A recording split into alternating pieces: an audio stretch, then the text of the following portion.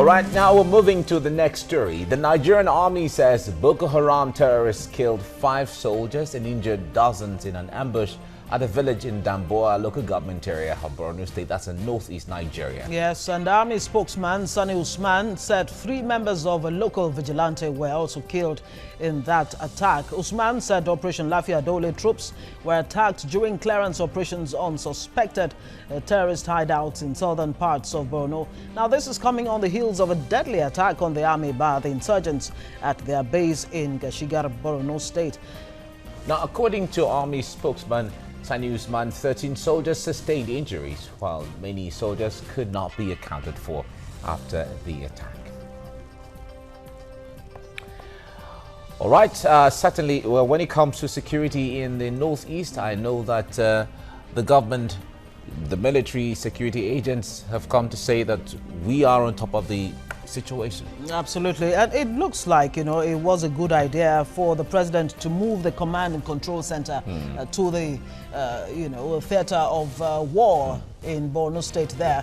Some say it has really made a lot of difference. The Nigerian military has obviously gained a lot of ground, taken back, a lot of territory from the terrorists. But in the midst of all of that, there's still attempts here and there. We certainly are going to discuss make their this. presence felt. We're going to discuss this right now. Now, security has been tightened within the liberated areas of Adamawa State bordering Borno State following the recent rise in suicide bombings in Borno State. The chairman of Mubi North local government, Musa Ahmed, says the operations of truck drivers and wheelbarrow pushers in the commercial border town have been banned.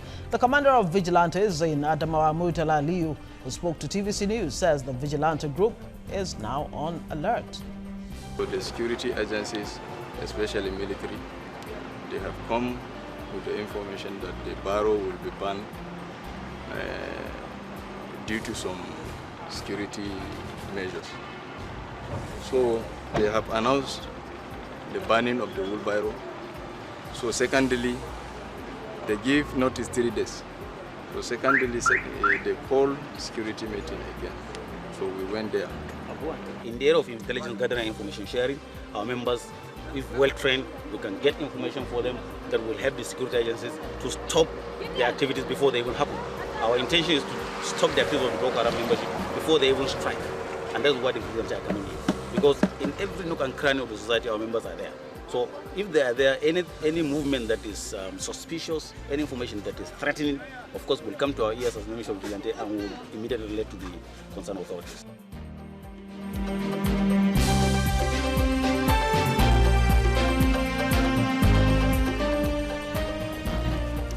All right, joining us is retired Colonel Michael Abiodun Oladeji to speak with us on this seeming setback in the war against terror in the northeast of Nigeria. Thanks so much. It's good to see you again. Thank you very much. Yes. So just when we thought, it's time to say Uhuru, Boko Haram seemed to be forcefully making their presence felt again in the northeast, especially when it now looks like the military base, especially the one in Gashigar, where the attacks, happened some 2 or so weeks ago, is now becoming their target. Let me start by saying that we find ourselves where we are today is no longer a news.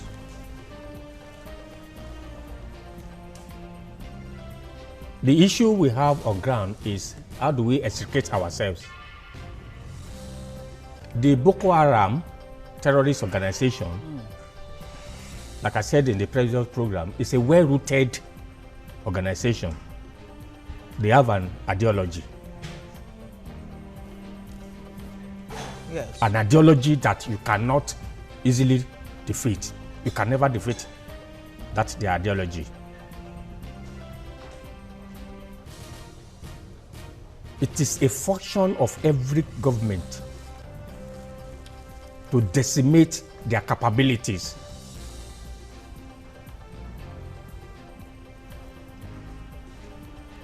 And what the Nigerian government is doing presently is in line with what other governments of the world are doing. Terrorism is a global phenomenon. That we have pockets of attacks here and there is not abnormal. It's normal. All right, Colonel, let's come back to you shortly. We'll go on a break and then we come back. We'll take some few messages and then we'll come back to dwell on this. Stay with us on the program. All right, thanks for staying with us on TVC Breakfast. On this segment, we are discussing the seeming setback in the fight against Boko Haram by the Nigerian army and all security agencies in Nigeria.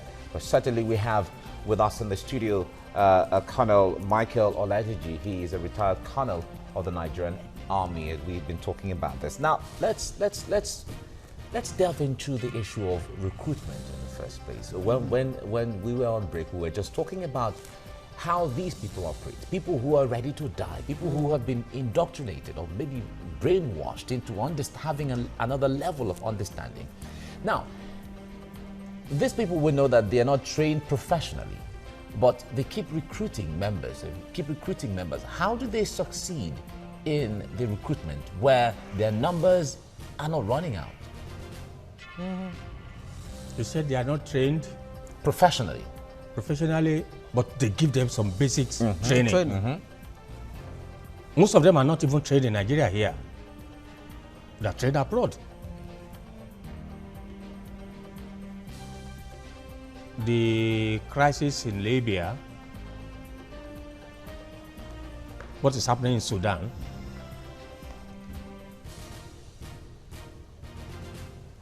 we cannot take it away from what we are experiencing. They have their own ways of recruiting them. They cajole them. They entice them with money and a lot of things. They tell them, you know it. If you do this, this is what you get. This is what you get. You will go to heaven, or you understand. So once they have been radicalized, they don't look back. They don't look back. So our religious leaders have a key role to play. When you narrow it down to religious leaders, if you look at the profile of people who have been buying into this ideology, whether you have educated people, doctors, nurses, joining ISIS and the rest of them. So this has gone beyond the fact that these are largely illiterate people. Like what I wanted to find out earlier before we went on that break.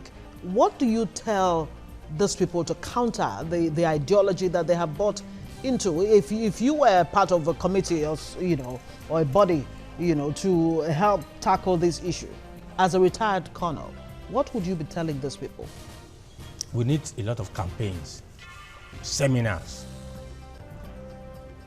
meetings. We need a lot of orientations. We should not sit down within the comfort of our offices. We should go out to the field and talk to our men and women, our young girls and boys, because they are easily influenced. So maybe be we have more the proactive. social media too that we can use to tell them the implications of all these things.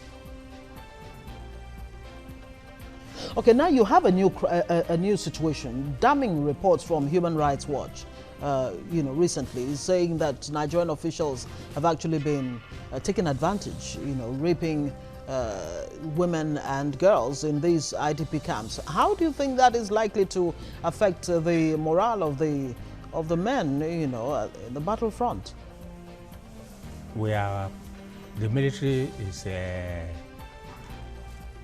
a professional outfit. The bedrock of the military is discipline. The military does not joke with indiscipline. Once anything is observed or a report is gotten related to indiscipline, the military does not joke with it. They set up maybe board of inquiry, investigate, and erring personnel are punished.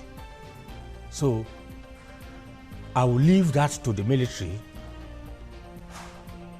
to carry out a detailed review of the report, then probably set up a board of inquiry to investigate the allegation. All right, as we round off now briefly, just in less than 1 minute, going forward, what kind of scenario can play out in the fight against Boko Haram when they still rear up their ugly heads sometimes to strike here and there?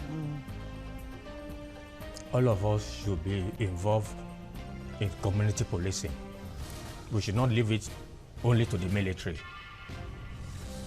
People who are supposed to help, locals who are supposed to help give the military information, they should come out to give them information.